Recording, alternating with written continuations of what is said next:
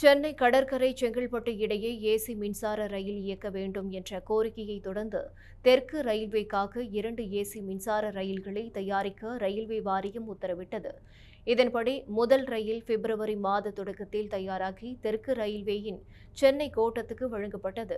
12 பெட்டிகள் கொண்ட இந்த ரயில் அமர்ந்து 1116 பேரும் நின்று 3798 பேரும் பயணிக்க முடியும். மணிக்கு 110 கிலோமீட்டர் வேகத்தில் செல்லும் திறன் கொண்ட இது புறநகர் மற்றும் பிரதான பாதைகளில் இயக்கப்படும். ரயில்வே போக்குவரத்து பிரிவின் பரிந்துரைப்படி அதிகாலை 5:45 மணிக்கு தாம்பரத்தில் இருந்து புறப்பட்டு காலை 6:45 மணிக்கு கடற்கரையை அடையும். கடற்கரையில் இருந்து காலை 7, பிற்பகல் 3:45, இரவு 7:35 மணிக்கு புறப்படும்.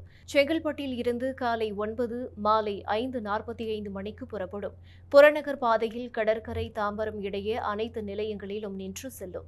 பிரதான பாதையில் கோட்டை, பூங்கா, எழும்பூர், மாம்பழம், கிண்டி, பரங்கிமலை, தாம்பரம், பெருங்களத்தூர், கூடுவாஞ்சேரி, பொத்தேரி, சிங்கப்பெருமாள் கோவில், பரனூர் ஆகிய 12 ரயில் நிலையங்களில் நின்று செல்லும். மேலும் இந்த ரயில் திங்கள் முதல் சனி வரை இயக்கப்படும்.